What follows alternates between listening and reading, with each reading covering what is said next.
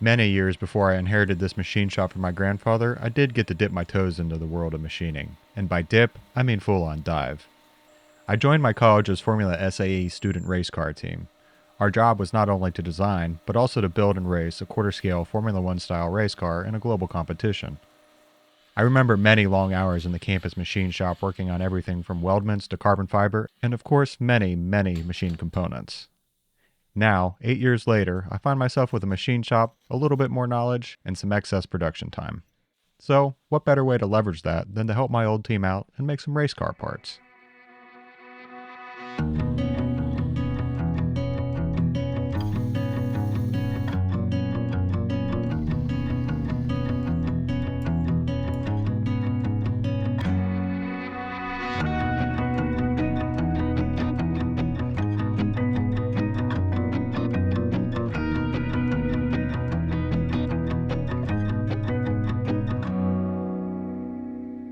First off, I have to clear something up. This is not a sponsorship. In fact, it's the exact opposite.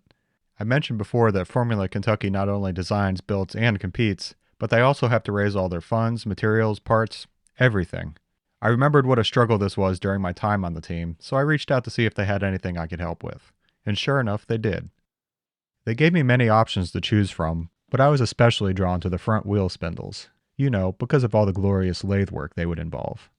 Their design is simple in that they are made as a single piece, but also complicated in that they have a ton going on. So I'm excited for the challenge of figuring out the best way to make these. Being a wheel spindle, it should come as no surprise that there's a wheel hub on one end. It has a 4-hole bolt pattern that will accept some pressed-in wheel studs, and the majority of the flange between the studs is scalloped to reduce weight. There's an additional 6-hole flange for mounting a floating brake rotor. They aren't actually holes in the traditional sense, but rather half holes. Either way, order of operations is going to be critical to making these features successfully. The rest of the spindle is where the bearings go.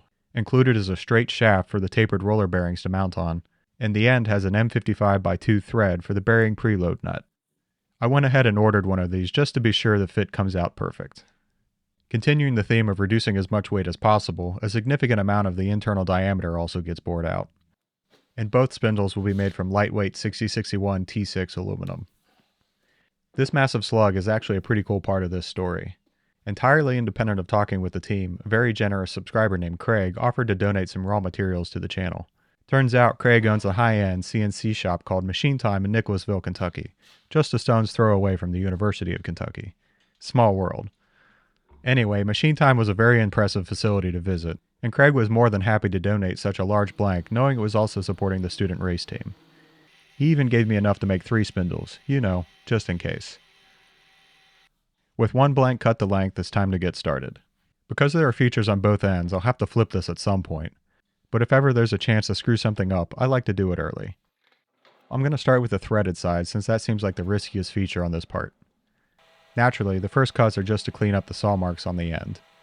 Then I'll also skim the OD to give myself a nice starting point for everything else. Out of all the operations, boring typically gives me the most trouble. It can be super finicky to eliminate vibrations sometimes. One thing I know that will help with this though is to bore when the part is the largest, and has the most mass to resist those vibrations.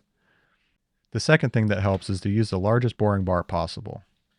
I happen to have this honkin' 1-inch boring bar, and it's also long enough to do the whole spindle at once. I'll mount it in this heavy-duty boring bar holder designed for just this purpose. But I can't quite go to town with this just yet. I still need a hole to start with. I'll center drill my starting point, then jump right to the largest Morse tapered drill I have in the shop. At 1 inch, this thing really likes to make some hefty chips. The problem I soon ran into, though, was that the tailstock quill doesn't have quite enough travel to reach the back of the part. So I had to switch to a method of moving the whole tailstock in and out of the bore to clear the chips. Honestly, this is a heck of a lot faster than wheeling the quill back and forth that whole distance each time. I'll need to remember this next time. On to the boring. The starting diameter of this 1-inch boring bar is still quite a bit larger than the 1-inch hole I made. So this first pass is going to be a bit chunky. The limited room also means I have to manually clear the chips after every half inch of travel or so. Not ideal, but once I get that first pass through, I can finish up with continuous cuts using the power feed.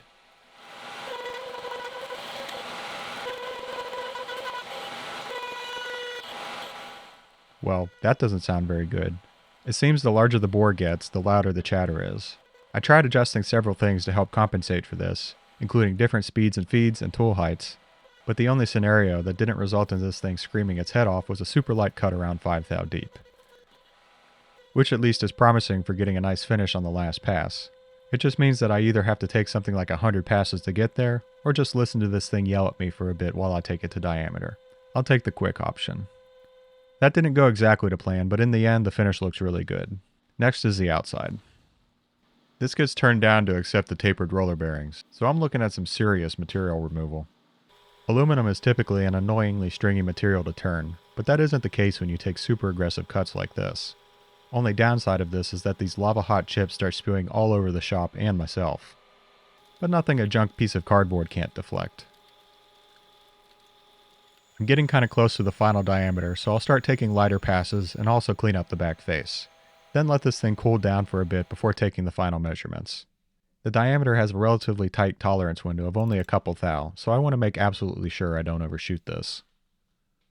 In one final pass, I'll take this to diameter and length at the same time. And it measures right in the middle of that tolerance window. Perfect. Next is to prepare the area for the threads, which seems simple enough, except those dreaded vibrations have returned. Despite the noise, I was able to turn down the diameter just fine. But when it came to clearing the starting area of the threads, this thin-walled tube just wasn't having it. I'm starting to think that boring this out first wasn't such a good idea. I don't know that I would recommend this technique, but by pressing a wooden dowel against the surface, I was able to dampen out the vibrations completely. While sketchy, it did allow me to at least finish out that last small operation without the deafening screech. To cut the inboard thread relief, I'll switch to this groove cutter I made on our previous project.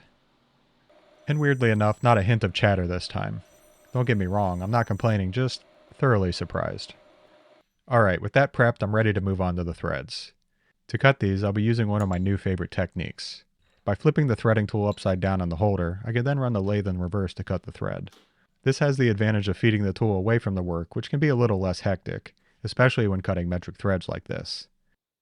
The challenge with cutting metric threads on my Imperial lathe is that I more or less have to keep the thread feed engaged the entire time.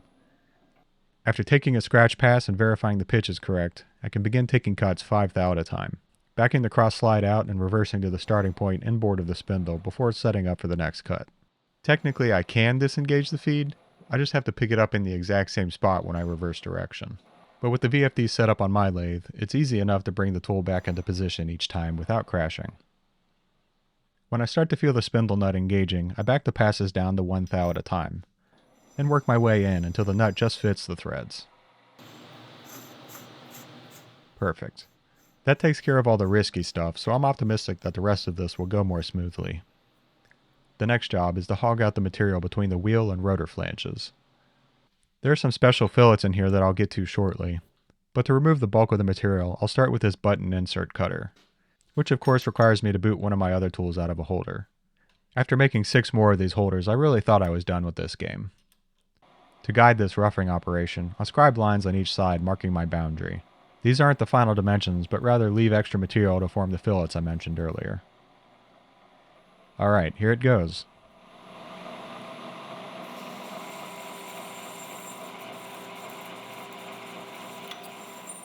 Man, this thing really eats it up. This is my first time using this tool, and I'm pretty surprised how there's literally no chatter at all. It just cuts through this aluminum like butter. In almost no time at all, I reached the final depth, but of course I left a little extra on the diameter for a finishing pass later on. Now for those fillets I mentioned. There are 3, one on the back of the wheel flange and one on either side of the rotor flange. Seems simple enough, only trouble is I don't have a tool to do it. I guess it's time for a you-know-what. A custom form tool should do the trick. After scribing the radius on a high-speed steel blank, I can begin shaping this on the bench grinder. This isn't a very aggressive process, so nothing happens quickly, but it does generate a lot of heat. So to keep the steel cool, I'll dunk it in some water every so often. Once I get to the point that my radius gauge fits just right on the profile, I can move on to forming the rake angles, which I can accomplish just by tilting the tool at different angles against the wheel. I'm sure there's some preferred geometry to go for here, but I'm just generally going for what feels right. And my guts tell me a roughly 10-degree side and back rake angle should do the trick. The combination of these two should hopefully do well, as I'll need both the side and front of this tool. I'll sacrifice yet another tool holder for the job, boo-hoo. And to make sure I have good clearance, I'll set the tool at a slight angle before locking it down. The first fillet I'll cut will be on the back side of the rotor flange, so I'll scribe my stopping diameter with a divider, set my 0 point on the end of the spindle, then let this thing rip.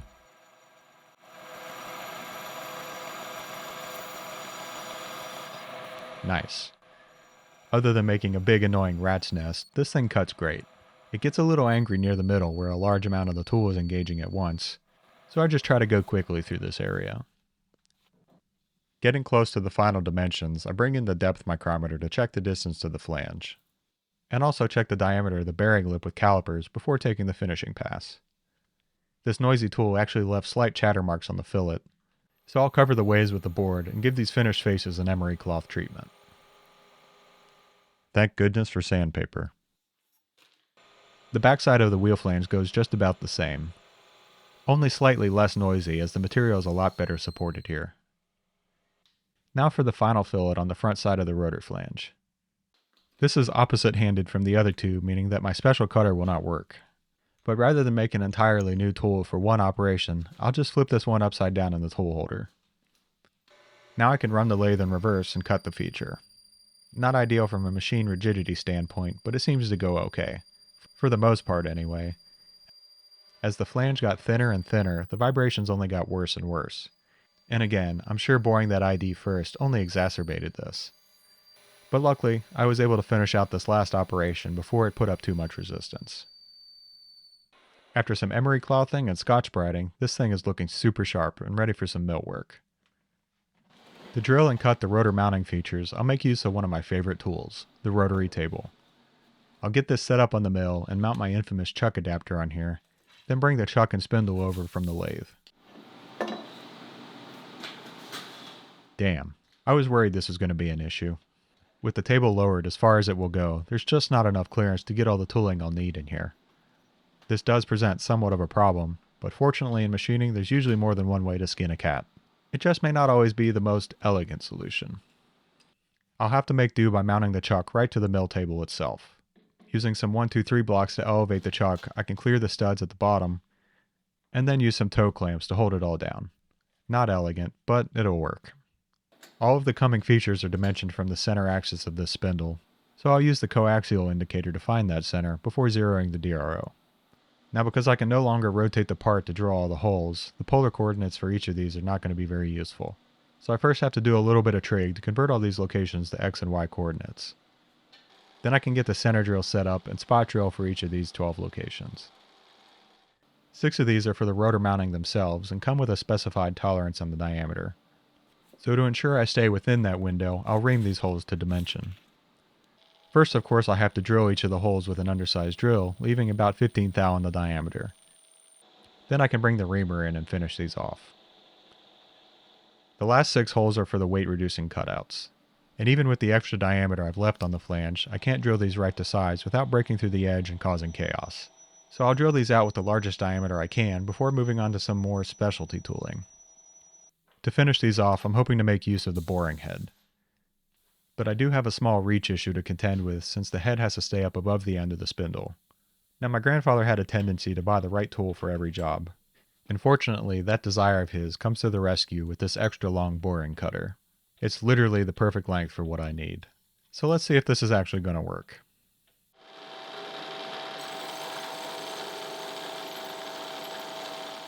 Yep, that will do nicely.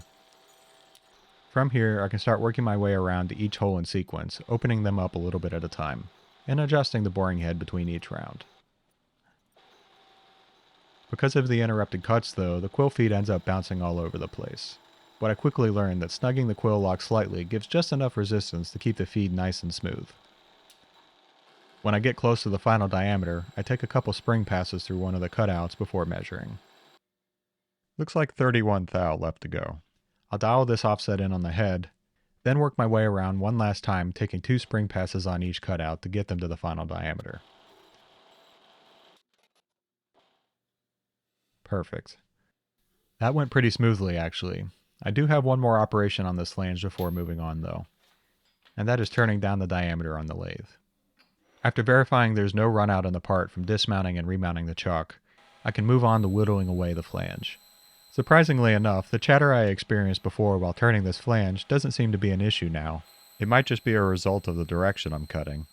But I also realize that the cuts are super interrupted by the holes in the flange, which I suppose could also be interrupting the resonance before it gets too crazy.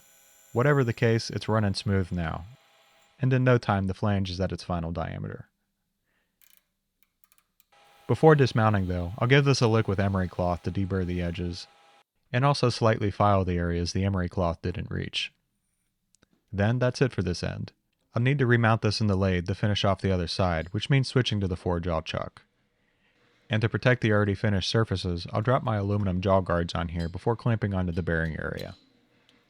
From here I can begin the meticulous process of centering the part in the chuck, checking the alignment both near the chuck jaws and further away at the end. The rest of the operations are pretty straightforward. I'll first face the end to length, then turn down the outside diameter. The tolerances on these features are pretty forgiving, but it still brings a smile to my face whenever I get it spot on. The last bit of turning work is to form the wheel locating hub at the center of the flange. The combination of this feature and the 4 wheel studs are what keep the wheels centered and carrying the load of the car. And finally, I get to put an actual chamfer on something for the first time in this build. That was really eating at me. The wheel flange gets cuts and scallops on it as well, so it's back over to the mill. Only this time the setup isn't quite as simple. The drawing calls out that the bolt patterns of the wheel and rotor flanges need to be aligned, so I can't just plop this down and start drilling. I'll need to position the part somehow using the rotor flange features underneath, and I think I have an idea. But I'm going to need some special hardware to make it happen.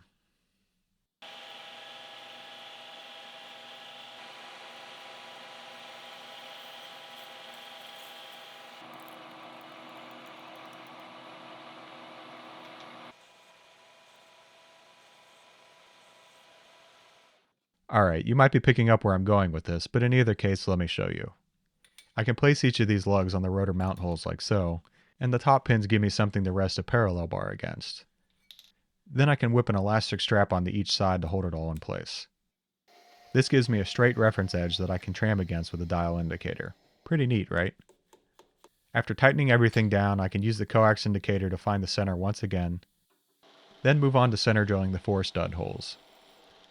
The drawing calls out a somewhat odd dimension here at 0.496 plus or minus 30 thou, which seems like a huge tolerance window for a press fit wheel stud. My guess is that this is supposed to be more like plus or minus 3 thou. And if that's the case, I don't have a drill or a reamer that will get me in that window. I'll have to make it another way. I've never had the opportunity to use the small boring head, but it looks like the perfect tool for this job. First, of course, I'll drill out the 4 holes undersized, then switch to the boring head and take a skim pass through one of the holes. I'll measure the diameter, make the appropriate adjustment on the head that will take me to the 0.496 diameter, then work my way through all 4 holes, taking both a roughing pass and a spring pass through each. To cut the scallops, I'll swap back to the big boring head, but rather than leave this extra long cutter on here, I'll switch to something a fair bit shorter. No sense in making this setup less rigid than I need. Except that there's a problem. The amount of offset I need in the boring head is causing so much vibration it's got the whole mill shaking. This isn't going to fly. Fortunately, there are a lot of mounting options on this head, so I can set this up in a much more balanced manner. I'll have to do some fine adjustments on the diameter later, but for now I can move the head to the center position of the scallop and adjust it relative to the center bore of the spindle.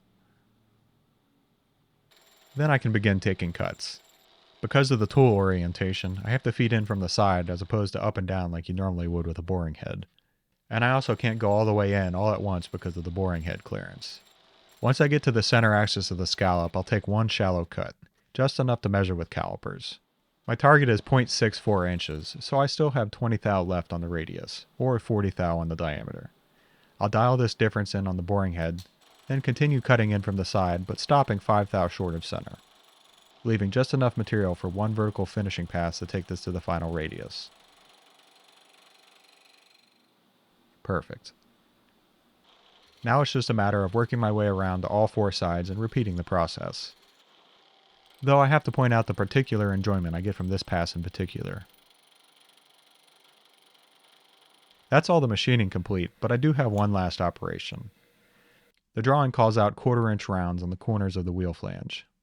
Seeing as this is a mostly aesthetic feature, and the tolerance is somewhat forgiving, I'm going to save myself a whole lot of setup and just file these by hand.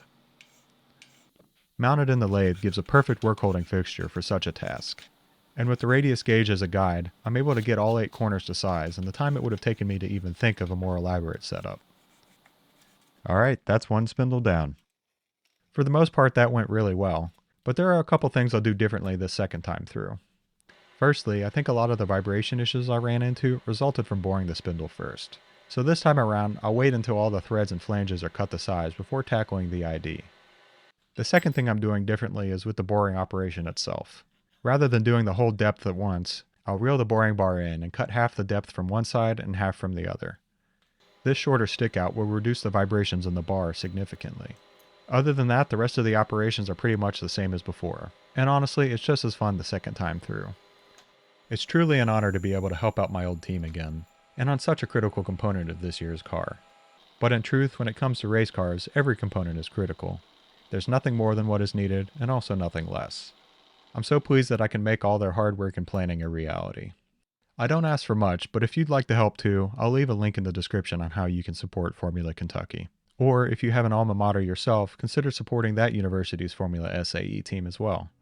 It's because of programs and projects like this that I fell in love with design, manufacturing, and most of all, machining.